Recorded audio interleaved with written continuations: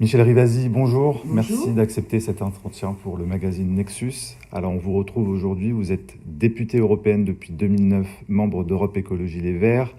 Vous avez été députée de la Drôme, conseiller général de la Drôme également et adjoint au maire de Valence, on le rappelle.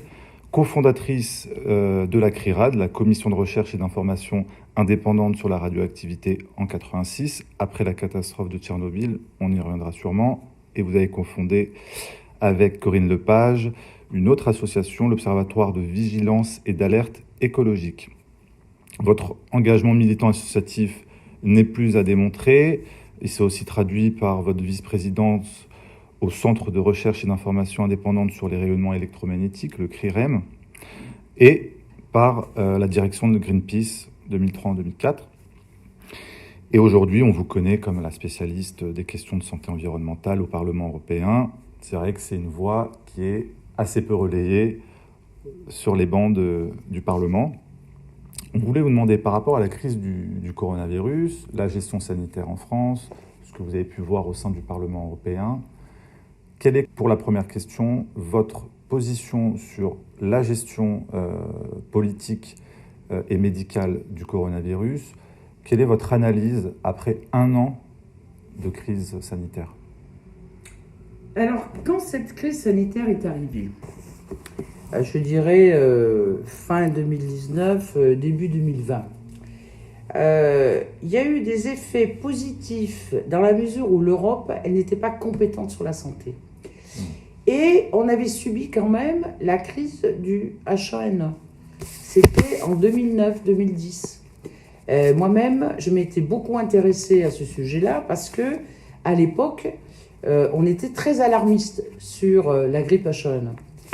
Et je me souviens, Madame Bachelot était ministre de la Santé. Moi, j'avais fait des débats avec elle. J'avais tous les chiffres, notamment d'Australie, vous voyez, de l'hémisphère sud, qui indiquaient que c'était pas une grippe hyper dangereuse et que ça touchait pas tellement les adultes, ça touchait un peu plus les enfants. Mais de là à en faire toute, vous voyez, une crise hyper importante. Vous voyez, à l'époque, on avait acheté 90 millions de doses. Il y avait un alarmisme dans les médias en disant il faut que les gens se fassent vacciner. Il y avait des vaccinodromes où les gens n'y allaient pas, puisqu'il n'y avait eu que 6% de la population française qui était allée se faire vacciner. Bon.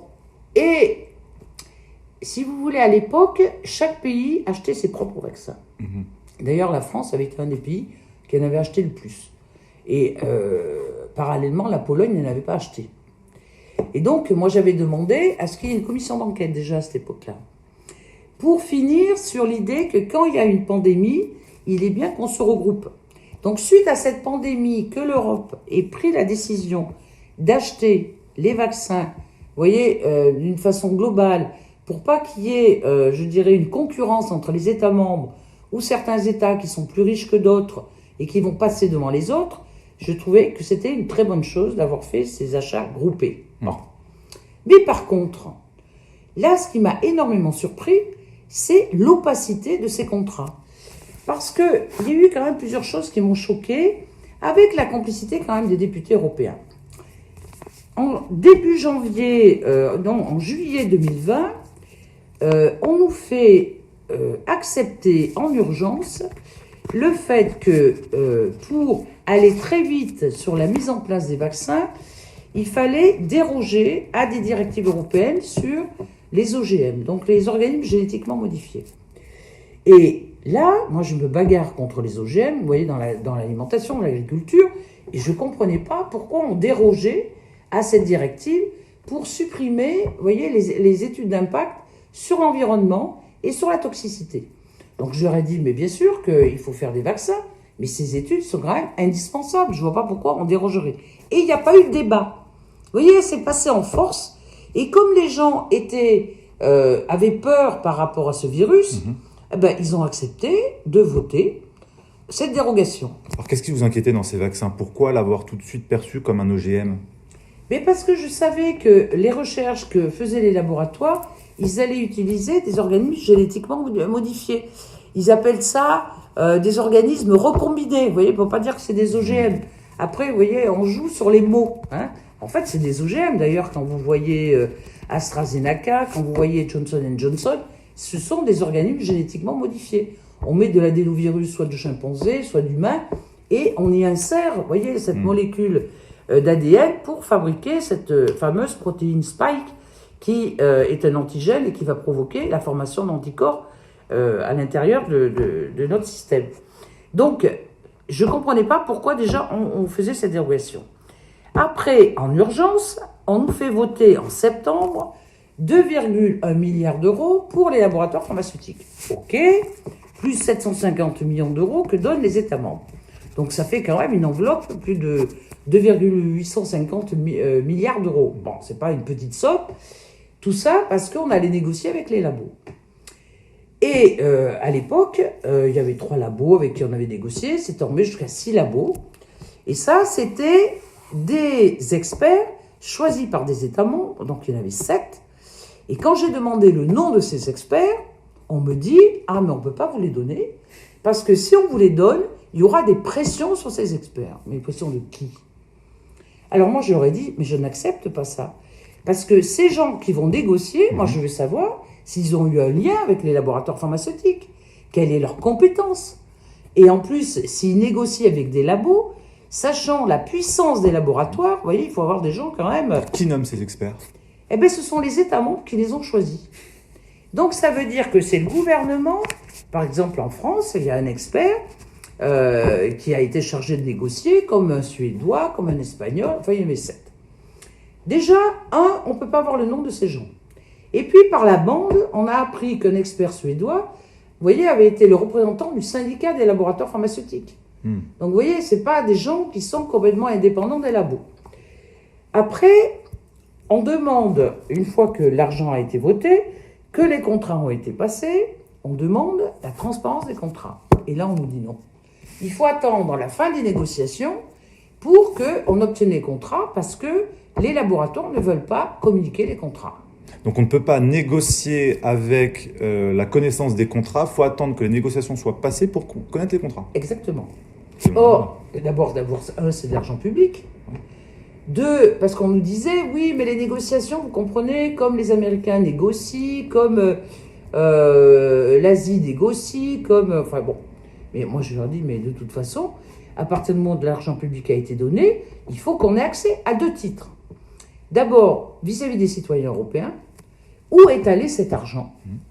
Combien chaque labo a reçu? Vous voyez, c'est intéressant quand même de savoir que ce soit Moderna, Pfizer, BioNTech, que ce soit AstraZeneca ou d'autres, s'ils ont reçu 300 millions d'euros, s'ils en ont reçu 500, et puis cet argent, où est-ce qu'il est allé?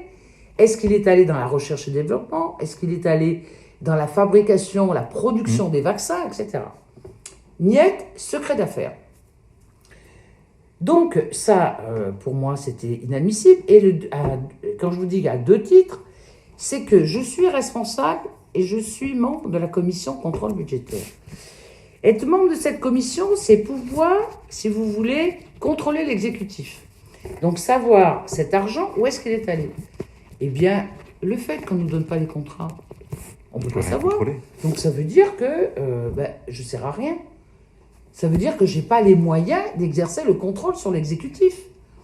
Et là, j'ai voulu porter plainte.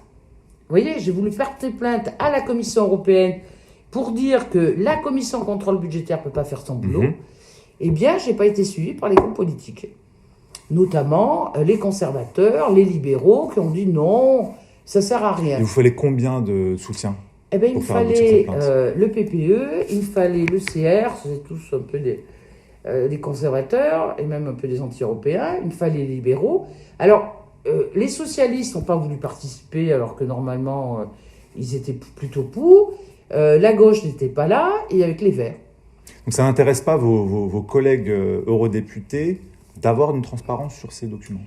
Eh bien, je pense qu'ils ne se sont pas rendus compte. Vous voyez, il y a quand même cette crise du Covid a fait un peu une amnésie, comment dire, des députés par rapport à la peur qu'a engendré cette pandémie. Et c'est comme si de demander des comptes au laboratoire et à la Commission européenne, ça allait à l'encontre de l'innovation et de la recherche. Alors que de demander la transparence, bien sûr qu'il faut de l'innovation, bien sûr qu'il faut de la recherche. Moi, ce que je demande, c'est quand je vois qu'après un labo comme AstraZeneca dit « j'ai pas la quantité de doses qu'il faut », puisque vous voyez que quand même en Europe, on est un peu en pénurie de doses de vaccins, l'argent qui a dû servir pour la fabrication, il est allé où? Enfin, c'est quand même légitime de savoir, vous voyez, la traçabilité de cet argent. Et puis après, moi, je voulais avoir la traçabilité du prix du vaccin.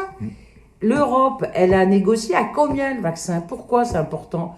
Parce que quand vous voyez qu'Israël, par exemple, a vacciné énormément sa population, est-ce qu'ils l'ont acheté 3 fois plus cher? Est-ce que les Anglais qui ont plus de vaccins, ils ont acheté... Enfin, je veux dire que c'est quand même légitime. On dirait que la Commission et puis pas mal de députés européens ne veulent pas, vous voyez, tirer le fil pour savoir ce qui se passe. Comment les laboratoires sont en train de manipuler, je dirais, les politiques.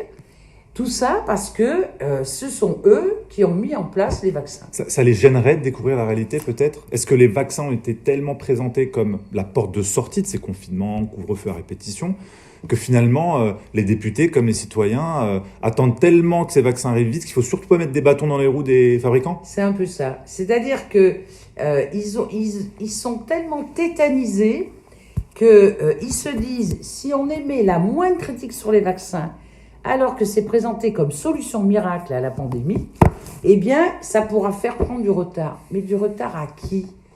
Regardez AstraZeneca, comme ils sont en train de manipuler. Et on s'est aperçu, grâce à une enquête de journalistes, notamment de CNN, qu'en fait, ils ont eu accès au contrat d'AstraZeneca et ils ont vu que l'Europe avait signé avant l'Angleterre. Alors que AstraZeneca disait « Ah, mais comme les Anglais ont signé avant, c'est eux qui sont prioritaires. » Eh ben non, l'Europe avait signé avant. Et en plus, après, il était dit dans le contrat anglais que la priorité serait l'Angleterre. Alors que le directeur n'avait absolument pas déclaré ça. En gros, ils font ce qu'ils veulent. Est-ce que la balle est dans le camp des fabricants, les labos pharmaceutiques, c'est Big Pharma? On repense aussi à cette affaire du Remdesivir, qui est quand même assez symptomatique. C'est un scandale, ça.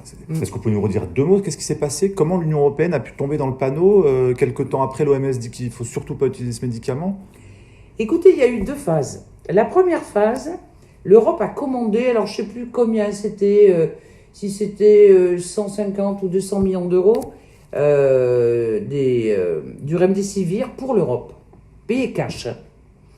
Mais ils n'avaient pas toutes les études. Il y avait un certain nombre d'études, notamment des études chinoises, tout ça, qui disaient « je ne vois pas quelle est la valeur ajoutée du Remdesivir ». Le deuxième contrat qui passe, le lendemain, il y avait l'OMS qui publiait que le Remdesivir ne servait à rien. Eh bien, comment se fait-il que le labo ne l'ait pas dit à l'Europe, et comment ça se fait que les super négociateurs n'aient pas été au courant de regarder que lorsque l'OMS a fait l'étude, bien sûr que ce sont les mêmes. Donc ceux qui sont occupés du Remdesivir s'occupent aujourd'hui des vaccins? Mais c'est eux qui s'occupent de toute la partie négociation avec les labos. Ah d'accord, ils ne sont pas renommés à chaque fois. Eh non, c'est toujours les mêmes qui continuent à faire les négociations. Donc on a acheté en cash les premières doses. D'ailleurs, il y a tout un certain nombre de doses ont été redistribuées à la France, mais dans les hôpitaux, ils n'en voulaient pas. Parce que quand même, les médecins dans les hôpitaux, ils ont bien vu les études. Et donc, c'est resté inutilisable. Et la deuxième partie où les États devaient payer, eh bien, la commission qui a fait les négociations ont acheté encore. Vous voyez, il y a eu des préachats de doses de Remdesivir qui ne servaient à rien. Alors, une fois que l'OMS a lancé l'information comme quoi ça ne servait à rien, est-ce que l'Union européenne a arrêté ses paiements? Est-ce que c'est fait rembourser quelque chose? Rien. Moi, j'avais demandé le remboursement. Rien. Et donc, c'est comme si Gilead, quand même, qui est à l'origine du Remdesivir, a un poids incroyable auprès des politiques. Vous voyez, il y a quelque chose qui est malsain. Parce qu'il est inadmissible que l'Europe se soit fait avoir comme ça.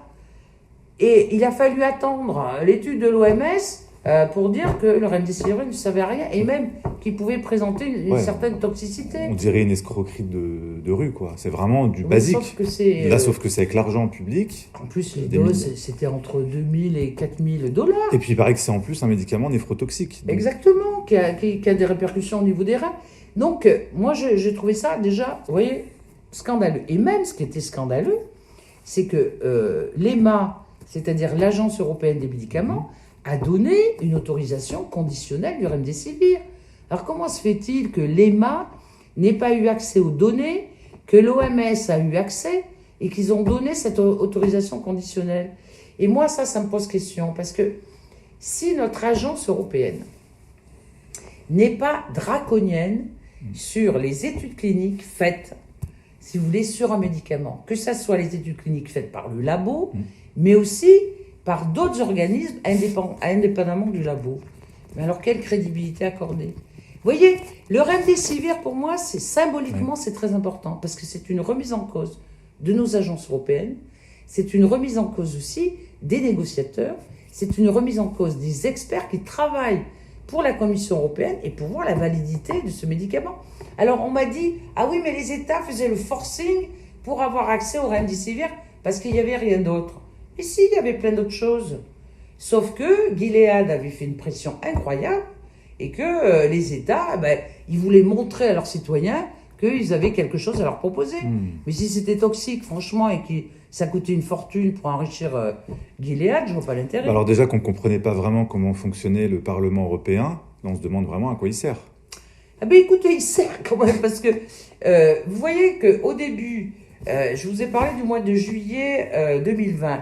Après, en janvier, quand on n'avait pas accès au contrat, à chaque plénière, moi je demandais la transparence des contrats. Au début, j'étais assez seule, et puis après, il y a plein de groupes politiques qui ont suivi. Enfin, le contrat CureVac, c'est ça? Le contrat CureVac, enfin moi je voulais tous les contrats. Je voulais Pfizer parce qu'on a donné l'autorisation, je voulais Moderna, je voulais AstraZeneca, je voulais Johnson & Johnson, je voulais Sanofi, vous voyez, les 6 avec qui on avait négocié. Qu'est-ce que vous avez pu obtenir? Alors, premier contrat, alors l'Europe, la commissaire de la santé était tout contente de nous dire, ça y est, CureVac est d'accord, vous pouvez l'obtenir dans une salle de lecture. Mais attention, salle de lecture, prenez rendez-vous, vous avez 45 minutes, vous n'avez pas le droit d'être accompagné, pas le droit d'avoir un portable pour prendre des photos, pas le droit de faire des photocopies. Alors, moi, je me dis, c'est incroyable. Il fait combien de pages de contrat à peu près? 67 pages. CureVac, 67 pages. Il faut aller vite. Il faut, aller vite, et puis, si vous voulez, il y a plein de clauses juridiques. Et moi, ce qui m'intéressait, parce que là, il fallait aller, vous voyez, parce qu'on avait peu de temps. Est-ce que j'ai le prix?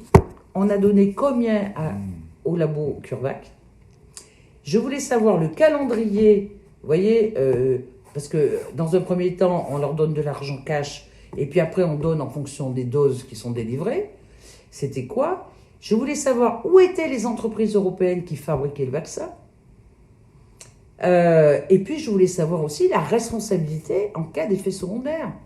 Parce que ça, c'est crucial. Si moi, je me fais vacciner et que j'ai, je sais pas quoi, j'ai un problème neurologique ou je fais une réaction anaphylactique ou eh bien, je veux savoir contre qui je me retourne. Eh bien, quand même, dans le contrat, après moult et moult demandes, on a vu qu'en fait, soi-disant, c'est le laboratoire qui est responsable, mais que si vous avez un effet secondaire, c'est l'État membre qui a acheté les vaccins qui va payer au labo toute la partie juridique, donc les frais d'avocat, plus les indemnités. Alors là, on est en plein conflit d'intérêts. Imaginez la France qui va acheter tant de doses à CureVac. Mais c'est la même chose pour AstraZeneca, c'est la même chose pour tous les contrats pratiquement. Eh bien, elle va tout faire pour pas qu'il y ait de pharmacovigilance, c'est-à-dire d'études des effets secondaires. Puisque plus elle va démontrer qu'un décès, qu'une maladie neurologique est due au vaccin, plus elle va être obligée de payer. C'est là où il y a le conflit d'intérêts. Et je trouve ça scandaleux. Et ça, c'est le système qui fonctionne aux États-Unis. Et vous voyez que quand on a auditionné les laboratoires, ils disaient, nous, on veut que ça marche comme aux États-Unis, c'est-à-dire que les labos soient exemptés des effets secondaires. Nous, on est les grands Manitou, On vous donne un vaccin. S'il y a des effets secondaires, eh ben c'est l'État qui achète les vaccins. Alors, à la révélation de cette information, qui est quand même incroyable, donc effets secondaires, c'est les États qui payent. Que disent les autres députés de ça? Eh bien, comme c'est présenté comme la solution miracle, ils se disent, bon, y a un risque. Et là, vous voyez que le premier qui a sorti les effets secondaires, c'était la Norvège, qui a commencé à dire, eh bien, avec le vaccin Pfizer, il y a eu 33 décès.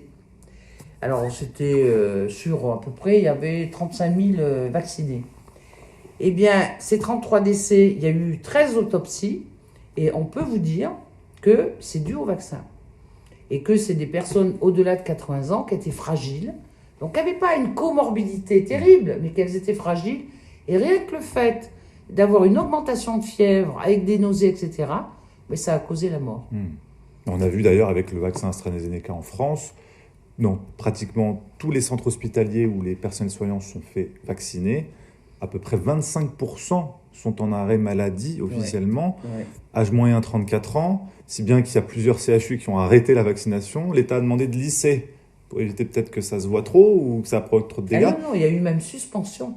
Il y a suspension de la vaccination d'AstraZeneca en Moselle, à cause du fait que, comme c'est le personnel médical qui était vacciné en priorité avec ce vaccin, ça a perturbé complètement le fonctionnement des hôpitaux. Et donc, ils ont demandé à ce qu'il y ait plutôt des vaccins du type Moderna ou Pfizer.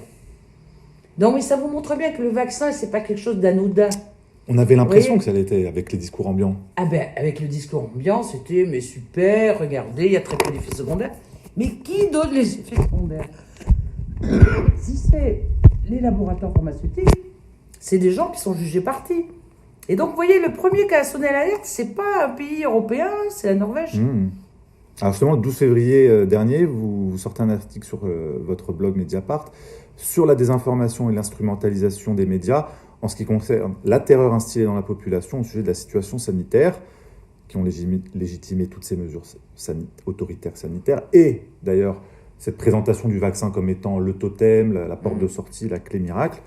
Vous disiez, c'est une affaire qui secoue la classe politique allemande. Vous parliez de ce qui s'était passé en Allemagne. Parce qu'il y a eu une affaire avec le Die Welt. Die Welt, une enquête du journal allemand. Vous disiez qu'il révèle comment le ministre de l'Intérieur a utilisé dans sa communication sur le Covid des messages et des chiffres alarmistes afin de faire peur et fabriquer un soutien aux mesures de confinement. Est-ce que vous pouvez nous raconter rapidement ce que c'est que cette affaire et nous dire si jamais vous voyez des corrélations avec ce qui se passe en France? Écoutez, pour moi, c'était une affaire très révélatrice de notre fonctionnement suite à cette pandémie. Quand Die Welt, ce journal allemand, a sorti cette affaire où il a mis en cause le ministre de l'Intérieur, qui a demandé à des scientifiques de faire des scénarios très pessimistes. Ils avaient même annoncé 1 million de morts. Et ils avaient demandé à d'autres scientifiques, vous voyez, de sortir des chiffres, et notamment, ils ne parlaient que de décès. Vous avez les médias qui et d'ailleurs en France, on l'a vu avec M. Salomon, qui était directeur général de la santé au tout début de la pandémie, où tous les soirs, moi j'étais devant, je prenais des notes chaque fois, c'était le nombre de décès, le nombre d'hospitalisations, etc. Et vous surfez sur la peur. Et en surfant sur la peur, vous avez une meilleure acceptabilité sociale du confinement strict. Parce que faire un confinement strict, il faut que les gens adhèrent à ça. Sinon, vous pouvez avoir des manifestations dans la rue. D'ailleurs, maintenant, on commence à en voir, notamment aux Pays-Bas, en Espagne, en Italie, etc. Parce que si vous surfez et vous donnez des chiffres, et dans le cas de l'Allemagne, ils avaient augmenté les chiffres de décès. Et puis surtout, comme ils faisaient des prédictions à long terme, avec des épidémiologistes, vous voyez, suivant les modèles que vous employez, et vous annoncez 1 million de morts, mais ça tétanise complètement la population. Donc si après, 2 jours après ou 3 jours après, vous annoncez un confinement strict, ben les gens l'acceptent. Vous voyez, c'est ça. Vous modelez, vous voyez, à court et moyen terme, l'esprit des gens en surfant sur la peur. Et vous allez sur des politiques hyper autoritaires, hyper liberticides. Et regardez en France, en fait, c'était la même chose.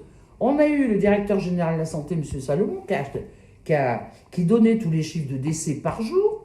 Donc les gens se disaient, oh là là, 400 décès, 500 décès. Vous voyez, Des chiffres parfois gonflés, d'ailleurs, il y a une enquête de Nice Matin qui l'avait prouvé. alors des fois des chiffres gonflés, ou des fois on mêlait des gens qui mouraient dans les hôpitaux en disant qu'ils étaient Covid alors qu'ils mouraient pas forcément liés au Covid. On a vu toute la problématique des EHPAD, où là, après, on faisait même des tris, vous voyez, entre des gens qu'on pouvait sauver et des gens qu'on ne pouvait pas sauver. Et puis après, il y avait tout le problème du manque de lits dans le cas de la réanimation. Et donc, vous tétanisez les gens. Et les gens, ils se disent, bon, ben, confinement strict, on fait le confinement On est prêt à strict. tout accepter. Cette sidération permet d'accepter des choses inacceptables en temps normal. Est-ce qu'on peut parler d'ingénierie sociale, selon vous? Ben, pour moi, c'est une manipulation de l'opinion publique. Et qui ne peut se faire d'autant plus que les médias sont très, comment dire, soumis à la fois à des milliardaires. On voit que, regardez en France, c'est quelques milliardaires qui détiennent les médias, ou à des gros industriels.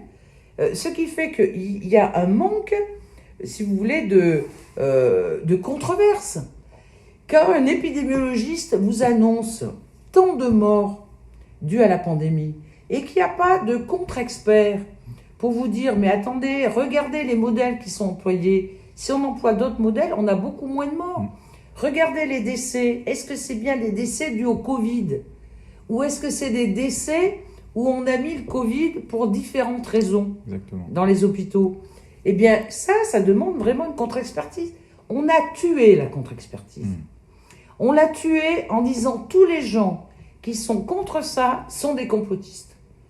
Alors, avec les médecins, on a appelé ça alors, il y avait les alarmistes et puis il y avait les rassuristes. Hein. Mais c'était... vous n'êtes pas dans le mainstream, c'est-à-dire dans la pensée unique. Alors vous qui étiez professeur en épistémologie des sciences, qu'est-ce que vous en pensez de tout ça? Est-ce que c'est très scientifique de procéder comme ça? Et qu'est-ce qu'on pourrait faire autrement pour être objectif et avoir un procédé scientifique pour analyser ces données et profiter de ce recul? On a 1 an de recul maintenant. Qu'est-ce que le professeur que vous étiez en épistémologie des sciences peut dire là-dessus? Ben, d'abord, je pense que suite à 1 an, vous voyez, ça serait bien de faire l'état des lieux. Parce qu'on a eu quand même en France des problèmes. Les problèmes sur les masques. Quand je vois encore notre ministre de la Santé qui a osé dire « les masques, ça ne sert à rien ». Bon. Après, sur les diagnostics. Moi, j'ai vu des vétos qui sont des spécialistes d'épidémie, vous voyez, au niveau des animaux, qui disaient « on ne nous a même pas demandé de travailler avec eux par rapport aux diagnostics. » Parce que nous, on avait les diagnostics. On pouvait les faire. Donc, après, il y a eu l'histoire des vaccins, mais je dirais aussi, il y a eu l'histoire de comment ça marche dans les hôpitaux. Parce que quand les gens applaudissaient les infirmières, très bien, mais en quoi, au bout de 6 mois, on a augmenté les lits de réanimation, on a augmenté la formation, on a essayé de demander à des infirmiers libéraux de réintégrer l'hôpital. Vous voyez, c'est important parce qu'il y a un manque aussi de personnel qualifié. Que c'est le contraire même, qu'il y a des lits supprimés en France depuis 1 an. Ouais, exactement, et ça continue. Donc ça, moi je trouve ça assez incroyable. Après, je pense qu'il faut vraiment des débats. Alors, quand il y a une pandémie comme ça, vous voyez que toutes les décisions, elles ne peuvent pas se faire de façon territoriale. Il faut quand même que, d'un point de vue national, il y ait des gens dont on est sûr qu'il n'y a pas de conflit d'intérêts, déjà. Vous voyez, moi j'ai travaillé dans le nucléaire, hein, j'avais dénoncé le mensonge de Tchernobyl. Je voyais que tous les experts qui parlaient, eh bien ce sont des experts souvent qui avaient bossé avec le nucléaire. Donc en fait leur parole n'était pas libre, leur parole dépendait de qui les payait. Eh bien nous, dans la gestion de cette pandémie, il y a énormément d'experts qui se sont exprimés à la télévision et qui avaient des conflits d'intérêts. Quand je vois des briquaires que je connais depuis la grippe H1N1, quand je vois des Lina, quand je vois tous ces gens, ils ont été financés par les labos. Donc, ils ne vont jamais avoir une attitude critique, vous voyez, vis-à-vis du labo qui est le grand Manitou qui va nous sauver. Vous voyez des similarités entre les deux événements, les deux époques? Là, on est en plein Covid, on voit des conflits d'intérêts, on voit une chape de plomb au niveau des informations qui circulent mal, malgré Internet. On se dit, il y a 30 ans et plus, avec Tchernobyl, il n'y avait pas Internet, et pourtant on a fait croire à un pays entier que le nuage était resté à la frontière. France, Comment est-ce que vous voyez des processus de soumission similaires? On en parlait un petit peu tout à l'heure. Vous nous disiez que le Covid n'a pas de nouveauté finalement dans ce qu'il révèle, puisqu'on a connu ces états de pression de l'État sur les médias, sur la parole officielle et sur des réalités qui sont tellement évidentes.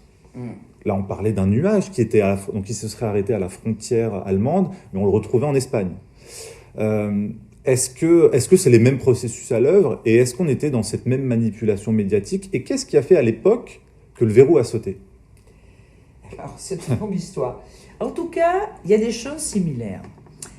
Il y a eu mensonge d'État au moment de Tchernobyl qui s'expliquait parce que la France était un des pays qui avait développé le plus de nucléaire. Et il ne fallait pas alarmer les gens. Comme il ne fallait pas alarmer les gens, il ne fallait pas leur dire que ce nuage avait effectivement traversé la France et que suivant la météo, il y avait des territoires, on parlait de taches de léopard, qui étaient plus contaminés que d'autres. Et puis ça remettait en question aussi l'agriculture, puisqu'il y avait des produits qui dépassaient les normes qui avaient été fixées par la communauté européenne. Donc, quand vous avez l'État qui s'était autant investi dans le nucléaire et qu'il fallait continuer cette politique de nucléaire, ben, c'était le mensonge et c'était le couvercle de plomb, voyez, qui bloquait l'information. Et ça, à tous les niveaux, aussi bien au niveau politique. Rappelez-vous, il y avait Carignan, il y avait Madame Barzac, etc., qui disaient « mais non, mais c'est 3 fois rien », etc. Et c'est pour ça que j'avais créé la CRIRAD, moi, à l'époque, avec un groupe de personnes, pour dire, comme ça se base sur des mesures, eh bien, on va mesurer. Et on a mesuré dans le lait, on a mesuré dans la viande, on a mesuré, et on a montré que les taux de césium, 137 et 134, les taux d'iode, etc., avaient dépassé. Vous voyez, j'avais la possibilité de mesurer. Et c'est grâce à ce labo, avec la possibilité de mesurer les éléments, qu'on a pu démontrer qu'il y a bien eu mensonge. Et puis, c'est allé jusqu'en justice, etc. Mais 20 ans après, quand même, hein, il nous a fallu 20 ans pour démontrer, preuve à l'appui, mesure à l'appui, que l'État nous avait menti. Bon. La pandémie, elle est à la fois au niveau français, mais je dirais qu'elle est au niveau européen. Et ça prend une autre dimension. Parce que le fait de ne pas nous donner les contrats, c'est pas la France qui ne nous les donne pas, alors qu'elle pourrait nous les donner entre nous. Hein. Bon. C'est quand même l'Europe. Et là, si vous voulez, ce qui est ennuyeux, c'est qu'on voit la dépendance de la Commission européenne, qui est un système hyper libéral et qui repose sur le marché, et notamment les grandes industries. Et là, ils ne veulent pas remettre en question le fonctionnement, par exemple, des laboratoires pharmaceutiques, qui se font un argent, mais phénoménal. Quand vous voyez Sanofi, qui fait, je crois que en 2020, ils font plus de 23 milliards de bénéfices. Ils ont distribué plus de 4 milliards de dividendes aux actionnaires. Et ils sont en train d'enlever les chercheurs au niveau de la France. Non mais vous dites, mais on rêve. Et en plus, ils ne sont même pas capables de faire un vaccin. En fait, tous les vaccins, souvent, ça a été des start-up. Vous voyez, BioNTech, ça a été une start-up allemande. CureVac, pareil. Moderna, ils sont aux États-Unis, mais c'est une start-up, en fait, qui ont été financées par les États. Donc, ce sont quand même... Vous voyez bien que l'innovation, ce n'est pas des gros mammouths. Vous voyez, comme Sanofi, comme Merck, comme même Pfizer, ils se sont appuyés sur BioNTech. Donc, déjà, ça montre bien que ces énormes labos qui se font un profit dingue, ce ne sont pas eux qui font de la recherche et l'innovation. Vous voyez, ils délèguent ou ils rachètent des startups, ou ils s'appuient sur les startups. Bon. La deuxième chose, c'est qu'ils maintiennent l'opacité parce qu'ils ne veulent pas montrer que l'argent public qui leur a été donné, parce qu'il n'y a pas que les 2,8 milliards qui a été donné, mais l'Europe avait déjà donné de l'argent à ces boîtes. Les États-Unis avaient déjà donné de l'argent, la BEI avait déjà donné de l'argent. Donc ce sont des boîtes qui ont effectivement fait de la recherche et d'innovation, mais sur de l'argent public. Donc quand on leur demande des comptes en disant « mais le prix du vaccin », puisque c'est grâce à une secrétaire d'État du budget belge qu'on a su le prix du vaccin. voyez, ça varie entre 1,7 dollars jusqu'à plus de 14 dollars pour Moderna. Déjà, pourquoi cette différence de prix? Si Moderna et BioNTech ont été autant financés par le public, pourquoi on ne peut pas revoir les prix? Quand ils nous ont dit qu'ils ne pouvaient pas fabriquer, vous voyez qu'il y avait des problèmes, sur AstraZeneca, on a vu que c'était faux, qu'ils avaient privilégié les Anglais. Or, ce n'était pas ça dans le contrat. Et après, ils nous disent « Ah mais non, ma chaîne ne marche pas aussi vite que je voulais. » Mais quand on leur a donné 336 millions, ils en ont fait quoi? Oui, moi je trouve qu'on a donné un blanc-seing au labo, on ne leur demande pas de compte. Et le problème qu'il y a, c'est la solidarité avec les pays du Sud. Comment on va faire, comme c'est une pandémie internationale, si nous, en Europe, on arrive, mettons, fin 2021, à avoir vacciné plus de 70% des gens, comment on va faire pour vacciner certains pays africains ou des pays qui sont, vous voyez, très pauvres? Eh bien, il y avait une possibilité de le faire. C'était une dérogation de l'OMC qui permet de fabriquer des vaccins vous voyez, en contournant le brevet. Eh bien, quand on a demandé à la Commission de le faire, ils ont dit non. Ils préfèrent faire une charité qu'on appelle COVAX, grâce à l'OMS, et qui y a à l'OMS, c'est toujours Bill Gates et consorts. Eh bien, ils préfèrent, encore une fois, reposer sur les laboratoires, demander encore de l'argent public, puisque là, l'Europe va donner 1 milliard, plus d'autres qui vont donner 1 milliard, mais pour donner à des milliards de personnes. Donc, avec les simulations qu'on a, on pourra vacciner l'Afrique peut-être en 2023-2024.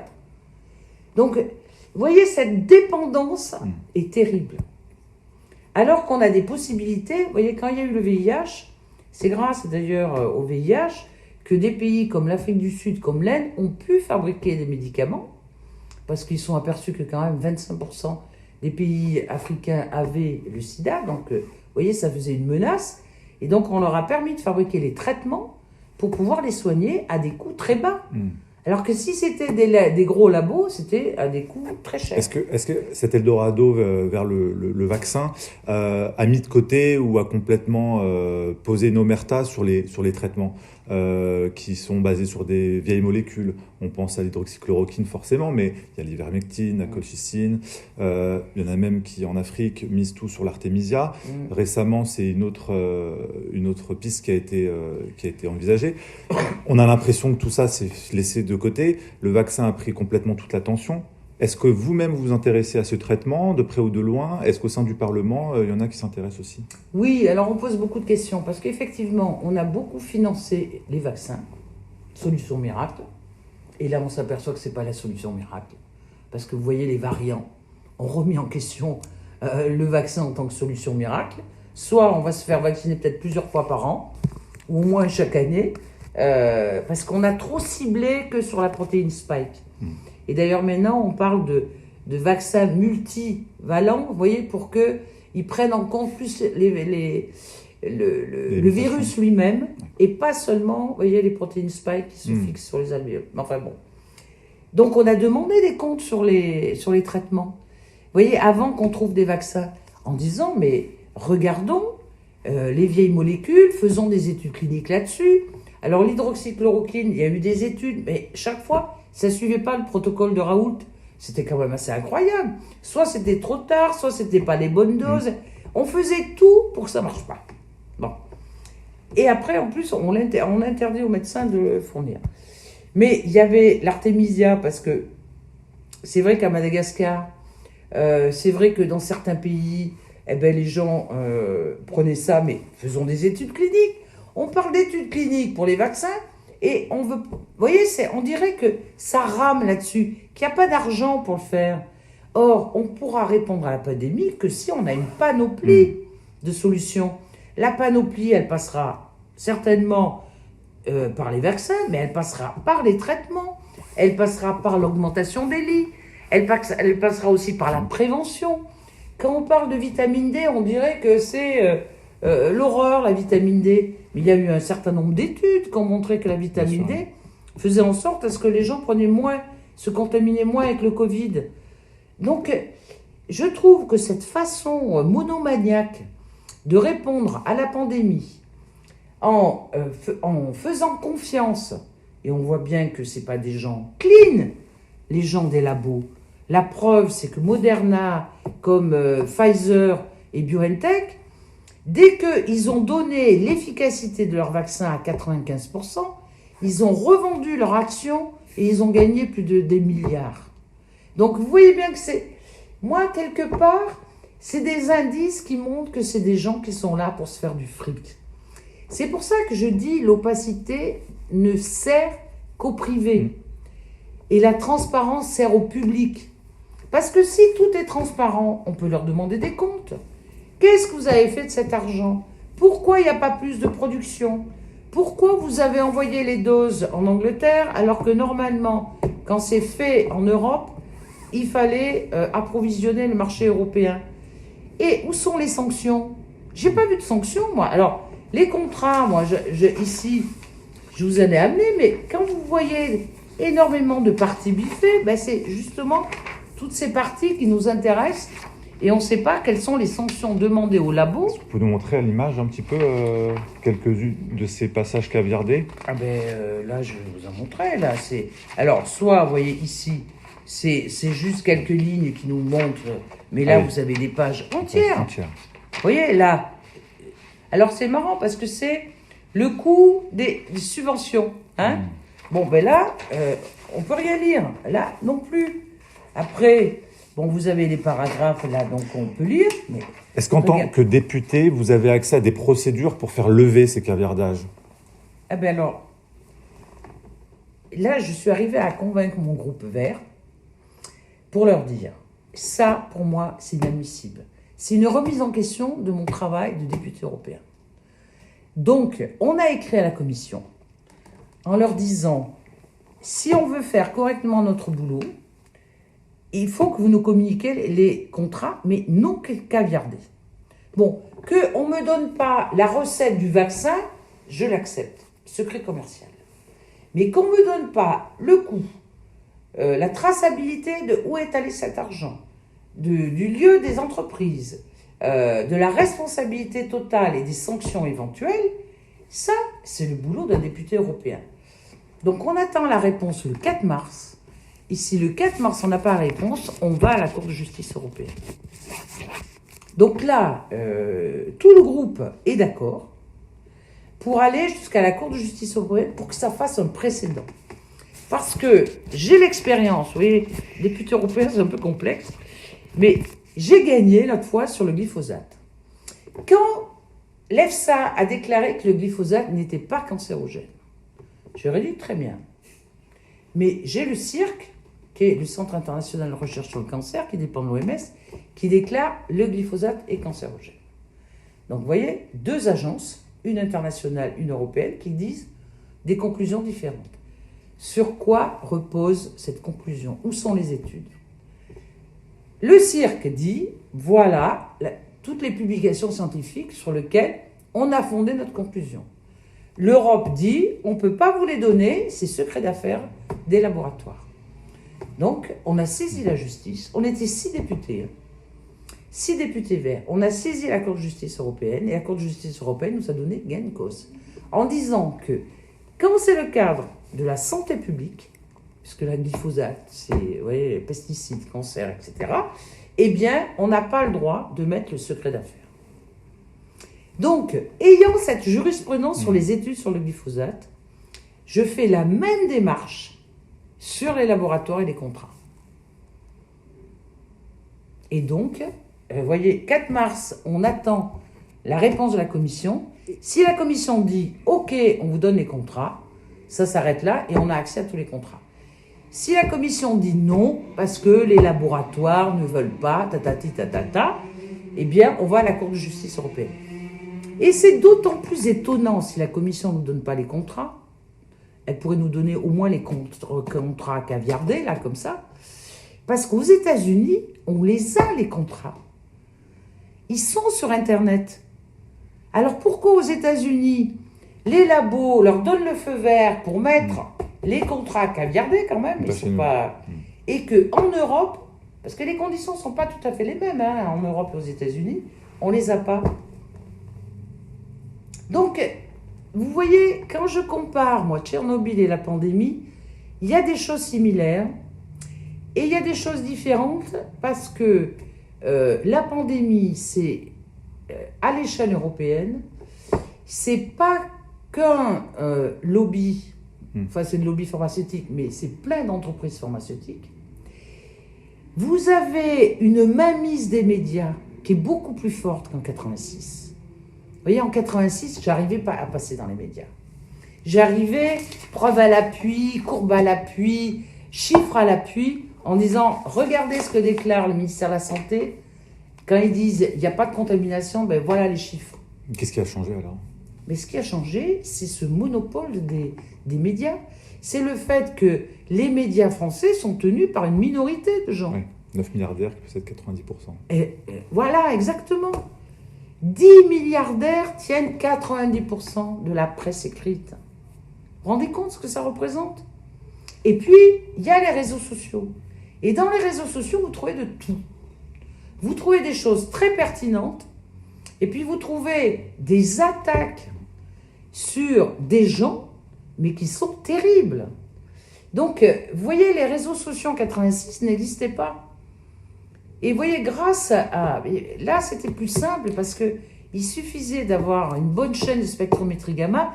Vous voyez, on pouvait démontrer. Vous pouviez démontrer, vous pouvez faire ce travail et avoir une réflexion possible. Aujourd'hui, c'est presque comme si la pensée était confisquée. Oui. Quelque chose de cet ordre-là. On est passé quoi, du côté orwellien du monde ou... C'est comme si la pensée différente n'avait pas droit de citer. Et comme elle n'a pas droit de citer, on vous met dans un tiroir en disant, ceux-là, il ne faut pas les interviewer. Parce que c'est des anti-vaccins, c'est des... Alors justement, qu'est-ce que vous dites aux gens qui vous traitent d'anti-vax?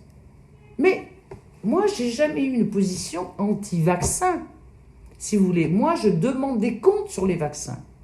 Souvent, des fois, je disais, je suis vaccin critique. Je veux savoir ce qu'il y a dans les vaccins. Je veux connaître les études cliniques. Je veux connaître les effets secondaires. Un vaccin, c'est pas comme un médicament. Vous allez vacciner quelqu'un de sain. Votre enfant, vous voyez, vos grands-parents, etc. Et il y a toujours un risque. Et pour moi, ce qui est important, c'est la balance bénéfice-risque. Si pour moi, il y a plus de risques que de bénéfices, je ne vois pas quel est l'intérêt de vacciner. Vous voyez, les Norvégiens, quand ils ont trouvé 33 morts suite à la vaccination de Pfizer, ils ont dit... Regardez bien, les personnes au-delà de 80 ans ont un risque.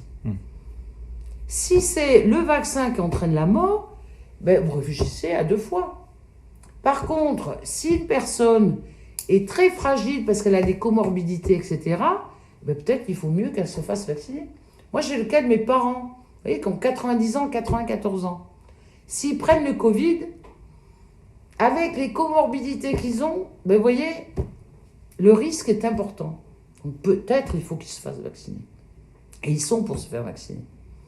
Mais dans d'autres cas, vous posez la question. Donc c'est cette application à toute une population générale du même traitement qui est problématique finalement. C'est-à-dire qu'on n'individualise plus le soin. Tout le monde a le même traitement, tout le monde prend le même vaccin. Mais oui, mais regardez... Ça a été vu dans le cadre de Pfizer. Moi, j'ai regardé le protocole de Pfizer-BioNTech. Ils disent, pour les gens qui ont de grosses allergies, il vaut mieux pas se faire vacciner parce qu'il y a des risques anaphylactiques. Et donc là, ça peut être très grave. Vous pouvez y passer. Bon. Si vous avez un enfant qui est très allergique, ben vous vous dites, c'est quoi la balance bénéfice-risque? Mais il vaut mieux pas qu'il se fasse vacciner. Donc, vous voyez qu'après, c'est au cas par cas. Alors comment on fait? Parce qu'ils sont en train de prévoir le passeport vaccinal, déjà, l'Union européenne. Alors, déjà, moi, quand on dit il faut multiplier les lieux de vaccination, je dis, mais il faut absolument qu'il y ait un médecin. Parce que Pfizer, dans son protocole, il dit attention allergie. Il dit attention pour les gens qui prennent des anticoagulants. Est-ce que c'est dit, ça? Si vous allez dans une pharmacie, moi, je ne suis pas sûre que le pharmacien ou la pharmacienne, si vous voulez, soit apte. Est-ce qu'elle a lu, vous voyez, tout le protocole de Pfizer qui dit attention, il y a un risque. Est-ce que, vous voyez, il faut un entretien, il faut savoir d'où vient la personne, quel est son parcours. Et donc, ça ne peut pas être banalisé, la vaccination. Pourtant, on a l'impression que ça va très très vite. Et en plus, si les États mettent aujourd'hui des contraintes à l'entrée, il y en a même qui parlent en Israël, pour rentrer dans les restaurants, d'avoir ce fameux passeport Ah oui, vaccinal. alors le passeport vaccinal, alors ça franchement, d'abord, c'est complètement prématuré. Pourquoi c'est prématuré? Parce que, vous vous faites vacciner. Pour l'instant, je n'ai pas d'études qui me démontrent que vous n'allez pas véhiculer le virus. Bon, déjà, première chose, je peux être à côté de vous, vous avez été vacciné, et vous pouvez m'inoculer le virus. Moi qui n'ai pas été. Bon. Deuxièmement, les anticorps suite à la vaccination, ils durent combien de temps? Pour l'instant, on n'a pas de recul. Donc, bon. Troisième chose, les gens qui ont eu le Covid, eh bien, leur anticorps, il dure combien de temps aussi? Parce que pourquoi privilégier quelqu'un qui s'est fait vacciner et pas quelqu'un qui a eu le Covid? Puisqu'il a fabriqué des anticorps aussi. Donc, vous voyez, il faut savoir tout ça. Puis après, il y a un problème de discrimination. Quand tous les gens auront accès au vaccin, ce qui n'est pas le cas à l'heure actuelle. Vous voyez, moi, dans ma région, dans la Drôme, dans certaines villes, il n'y a plus de doses. Donc, les gens ne peuvent pas se faire vacciner. Alors, vous allez sortir un passeport vaccinal que pour des gens qui ont eu la possibilité de se faire vacciner et les autres non. Et puis après, il y a un problème d'éthique. S'il y a des gens qui ne veulent pas se faire vacciner parce qu'ils ont une raison médicale, alors ces gens-là, ils n'auront pas le droit de faire du sport, ils ne pourront pas aller au restaurant.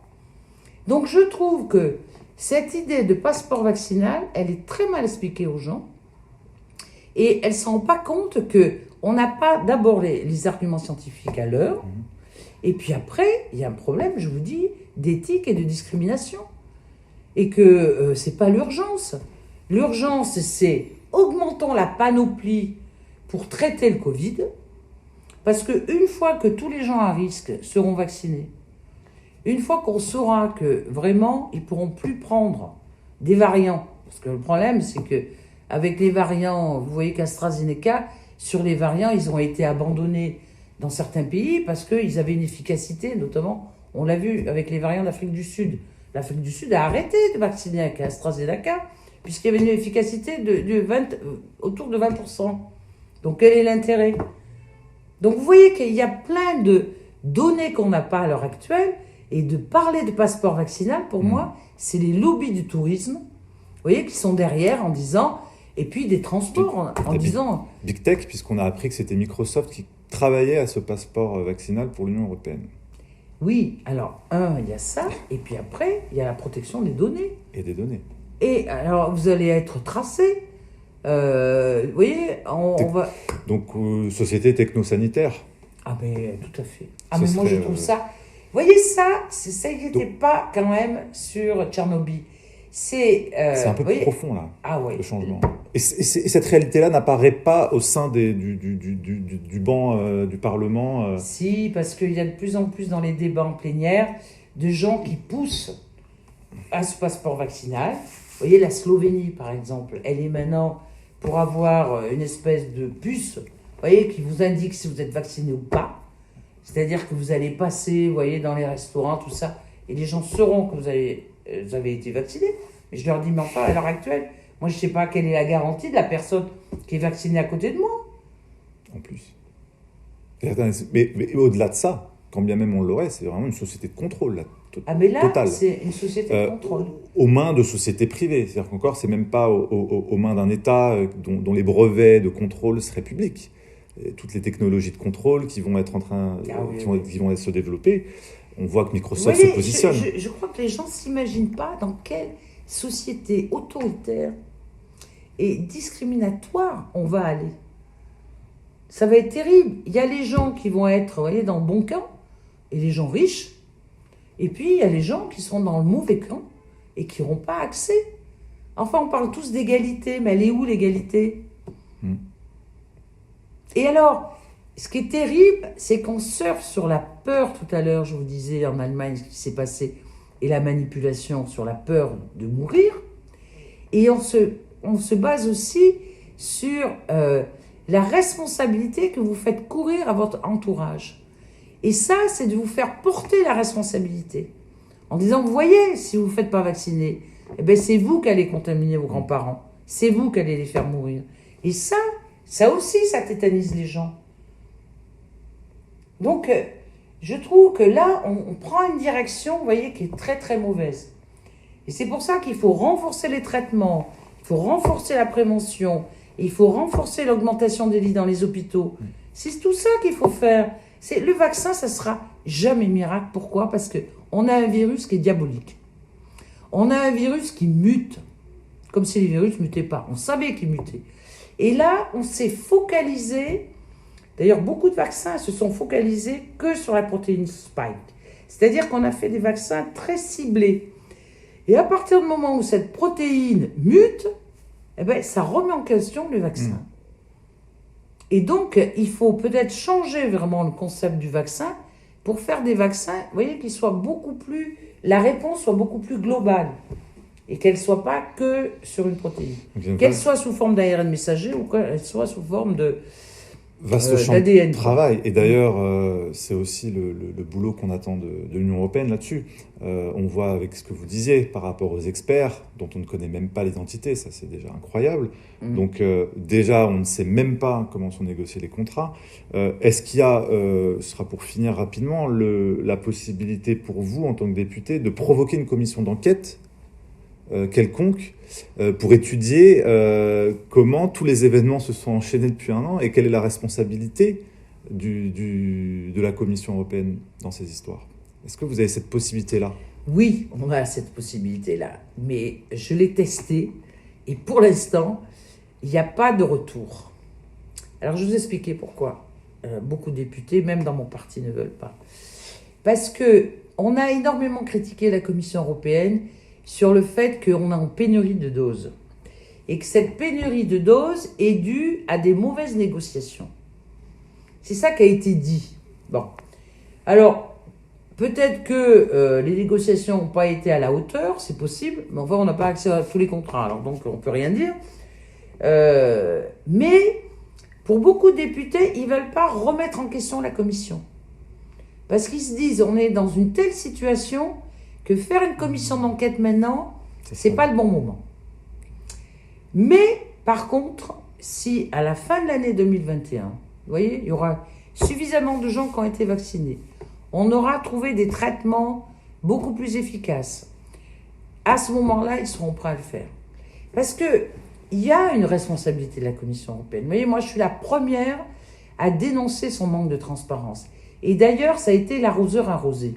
Parce que quand la Commission européenne a vu de quelle façon le PDG d'AstraZeneca leur avait menti, elle a demandé maintenant de regarder toutes les exportations que fait AstraZeneca à l'extérieur de l'Union européenne.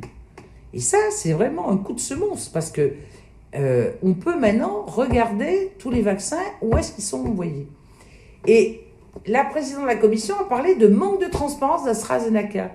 Alors j'ai dit, ah bon, là vous demandez la transparence, mais vous ne nous la donnez pas, députés européens. Donc vous voyez qu'ils se rendent bien compte que là, ils ont fait une erreur, parce que les députés européens peuvent soutenir la Commission à partir du moment où il y a une confiance entre nous.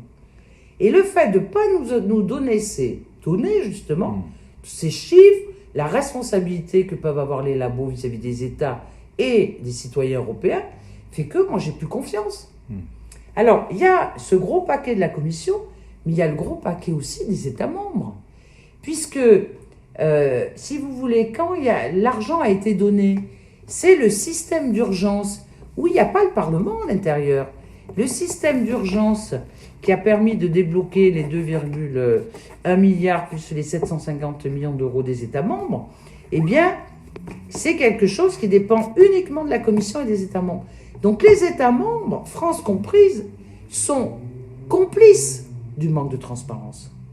Parce que vous voyez, quand la secrétaire d'État belge a donné sur tweet vous voyez, le prix des vaccins, mais elle s'est fait engueuler par la Commission, elle a vite enlevé son tweet. Donc vous voyez que le pouvoir des labos, en fait, il est parce qu'on leur laisse. Et on leur laisse parce que les politiques si vous voulez, sont complices des laboratoires. Parce que franchement, si la politique ne prend pas le dessus sur les labos, on ne résoudra pas la crise de la pandémie. On ne la résoudra pas parce qu'on n'aura pas assez de doses pour vacciner tout le monde. C'est quand même, vous voyez, on est entre 7 et 8 milliards d'habitants. Donc s'il y a 2 doses, alors peut-être pas pour Johnson & Johnson et les autres qui vont venir, mais il faut une quantité phénoménale. Donc ce n'est pas quelques labos qui pourront, il faut déléguer à la fois les brevets et le savoir-faire dans d'autres pays qui ont les structures pour le fabriquer. Et pourquoi ils ne veulent pas le faire? Parce qu'on donne l'autonomie à ces États pour répondre à la crise. Or, eux, les labos, ils utilisent la crise pour se faire de l'argent. Parce que franchement, quand vous avez des milliards de doses, mais un vaccin, ça ne vaut pas 10 €, ça vaut quelques centimes d'euros. Et pourquoi, sous couvert de fabriquer des vaccins, c'est une minorité, encore une fois, qui va s'enrichir. Vous voyez que quand on parle de vaccins bien publics, eh ben, il faut le partage, il faut tout mettre sur la table. Il faut partager brevet, savoir-faire et production. Donc je trouve que ça montre que notre système, il est complètement biaisé. Et il ne répond pas, si vous voulez, à la sécurité sanitaire du monde. Donc c'est un autre modèle qu'il faut construire. C'est pour moi, cette pandémie, ça montre bien vraiment comment dire, l'échec de notre modèle libéral, quoi. Et puis quand on voit tous ces rapports qui disent que ça augmente encore les inégalités, etc. Vous voyez, moi quand je vois Covax qui va enrichir encore tous ces labos, non mais je me dis, mais on rêve. Et pourquoi il n'y a pas plus de politiques qui le disent? Vous voyez, c'est ça qui me... À la limite, que les mecs ils fassent leur truc, bon, vous voyez, ils ont été formés pour... Mais que les politiques qui doivent défendre l'intérêt général leur demandent pas des conditions. Puis après, vous voyez que c'est quand même aussi une lutte géopolitique entre, regardez la Chine, regardez la Russie, regardez les États-Unis, regardez l'Europe. Les Chinois, maintenant, ils livrent en Afrique, puisque de toute façon, les Européens, ils ne sont pas. Et puis les Russes, ils disent, regardez, avec notre Spoutnik, eh ben nous, on va livrer où on nous demande. Ben, ils livrent en Iran, ils livrent à Cuba, etc. Donc, on se sert de ça pour asseoir son pouvoir.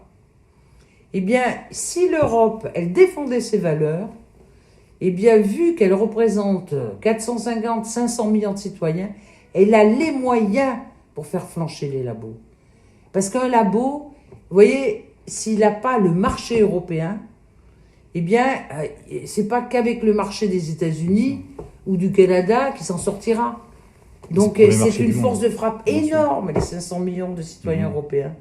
Et c'est là-dessus qu'il faut jouer. Est-ce que pour vous, puisque apparemment, il y a très très peu d'appui auprès de vos confrères députés, est-ce qu'avec l'appui des populations, ce serait plus facile de faire pression lors de vos procédures administratives, politiques au sein de la Commission européenne? Est-ce que c'est utile d'avoir l'appui des populations? Mais écoutez, d'abord, par des pétitions, d'un point de vue par politique, des manifestations. Il y a quand même des partis politiques qui vont dans ce sens-là, mais on est minoritaire. Vous voyez, il n'y a pas que Rivasi. Déjà, je vous dis, le groupe des Verts, on est d'accord pour aller en cour de justice, mais il y a la GUE, ce qu'on appelle donc la gauche, l'extrême gauche, qui sont pour la nationalisation. Donc, vous voyez... il y a des passerelles qui se créent en ce moment? Il y a plein de passerelles qui se créent. Mais on n'arrive pas à être majoritaire. On est minoritaire. Bon. Après, la société civile, ce qui est extraordinaire, c'est qu'il y a une solidarité qui se fait. Vous voyez, moi, tout ce que je vous dis, c'est parce que je travaille en réseau avec des ONG. Je travaille en réseau avec des avocats. Il y a plein d'avocats qui disent « Eh bien, on va vous aider à analyser tous ces contrats gratuitement, parce que c'est scandaleux. » Il y a plein de gens qui nous contactent. Vous voyez, il y a une aide de la société civile qui est extraordinaire. Et il faudra peut-être aussi passer à un autre niveau, par des pétitions, pour montrer que la Commission, elle ne peut pas agir toute seule. Que les États, parce que souvent on dit que la Commission, mais je vous assure que les États, ils sont partie prenante de la Commission. Vous voyez, quand je vois, moi, que la Hongrie, par exemple, a commandé des doses à la Russie, vous voyez, elle est en train de se désolidariser. Quand je vois qu'AstraZeneca, ce laboratoire, il est en train de négocier directement avec la République tchèque, alors que c'est interdit de le faire sur le plan européen. Et vous voyez, ils sont en train de diviser. Donc on voit bien que... Vous voyez pourquoi je défends l'Europe, moi? Parce que je pense qu'on est très fort si on est ensemble, on est unis. Mais pour un intérêt général qui est à la fois les citoyens européens, mais les citoyens dans le monde. Et pour ça que la solidarité, elle doit passer, vous voyez, en cassant ces brevets. Alors, que les labos s'enrichissent parce qu'ils font des vaccins, ok, mais à un prix du coût de revient. Pas à un prix où ils font payer le brevet. Oui, il faut que tout le monde s'en sorte, mais vraiment à une échelle raisonnable. Alors qu'à l'heure actuelle, c'est plus raisonnable. C'est une minorité qui décide pour l'ensemble, avec la complicité des politiques qui veulent défendre, vous voyez, ce pouvoir-là. Donc toujours le même paradigme des corporations. C'est le même, puis c'est le paradigme des corporations, c'est le fait de ne pas montrer le pouvoir des politiques pour l'intérêt général, c'est le fait de partager, vous voyez, c'est le fait de... Et je trouve que la pandémie, c'est un bel exemple, parce qu'on ne pourra pas s'en sortir tout seul. Vous voyez, on ne pourra pas mettre des frontières à l'Europe. Le virus, il passera. Vous voyez, quand on me dit il faut fermer les frontières, qu'est-ce que vous allez fermer comme frontière? Ça passera toujours. Bon, donc c'est une solution globale qu'il faut trouver. Et je trouve que, vous voyez, ça fait passer à notre dimension. Mais pour l'instant, ce passage, on n'y est pas. Oui. On vous retrouvera déjà le 4 mars pour voir si le début de ce passage se fait en... Oui, alors le 4 mars, commission. on aura la réponse de la commission. Ils ont déjà demandé 15 jours de plus, hein, donc ça devait être avant, mais le 4 mars. Si le 4 mars, la commission ne nous donne pas tout l'air, ça va à la Cour de justice européenne. Parce que le dernier recours, vous voyez, souvent, il n'est même pas démocratique. C'est la justice. Mais on ira jusqu'au bout. Vous voyez, sur le glyphosate, on a gagné. Et bien là, on verra ce que dit la justice.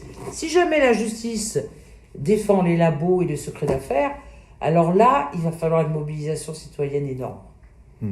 Parce que là où vous avez raison, c'est que, vous voyez, les députés, pour moi, c'est des représentants démocratiquement élus par les gens. Quand on n'a plus les moyens de faire notre boulot, donc on prend tous les outils, moi c'est ce que j'ai utilisé, tous les outils institutionnels. Vous voyez, la plainte à la commission, mais si vous n'avez pas tous les groupes politiques, vous voyez, ça tombe à l'eau. Mais la Cour de justice européenne, ça, c'est des groupes de députés qui peuvent le faire. Mais à un moment, si c'est plus possible, eh ben c'est une rébellion de pétitions citoyennes pour montrer à la Commission et aux États membres que les citoyens sont plus forts qu'eux. Et vous savez, ça a réussi par rapport à la mobilisation du climat. Quand il y a eu Thunberg, quand il y a eu Greta, quand il y a eu toutes ces mobilisations de jeunes, vous voyez, pour sauver le climat, ça a eu une répercussion sur la Commission quand ils ont proposé ce plan vert. Alors, il n'est pas parfait, hein, mais vous voyez qu'une mobilisation citoyenne sur le plan mondial peut avoir une influence très importante sur les politiques. Donc, on se donne rendez-vous déjà le 4 mars. Et alors, après, ça va prendre du temps pour la Cour de justice, c'est toujours un peu long. C'est combien de temps à peu près, une procédure à la Cour de justice? Oh, bien 6 mois. On se donnera rendez-vous dans 6 mois alors. Mais peut-être le 4 mars, on aura une bonne surprise. Ben, si la Commission a compris qu'il y avait une vraie demande, peut-être. Alors, on relaiera tout ça, on va observer ce qui va se passer le 4 mars, et puis on relaiera la suite de vos actions, bien évidemment, pour voir ce que vous êtes, à quoi vous êtes confrontés, et ce que vous allez devoir engager. Mais je ne lâcherai pas, je vous assure. C'est trop grave, et c'est un indice d'un dysfonctionnement, vous voyez, qui me fait très peur. Et donc, il faut l'arrêter, ça. Il faut l'arrêter en englobant, en étant inclusif, c'est le mot très européen, ça. Vous voyez, il faut vraiment inclure toute la société, inclure tous les autres députés pour leur dire, ça c'est l'intérêt général. On se bat sur les valeurs, et ça c'est des valeurs qu'il faut à la fois défendre sur le plan européen, mais sur le plan mondial. Si on ne le défend pas, pas là, eh bien, ça va être pire que tout. Et puis ça sera des sociétés hyper autoritaires qui, de toute façon, ne pourront pas résoudre le problème. Parce qu'un virus, ça ne s'arrête pas aux frontières. Michel Rivasi, merci beaucoup. Merci Rendez-vous à le vous. 4 mars et on verra pour la suite. À bientôt. À bientôt.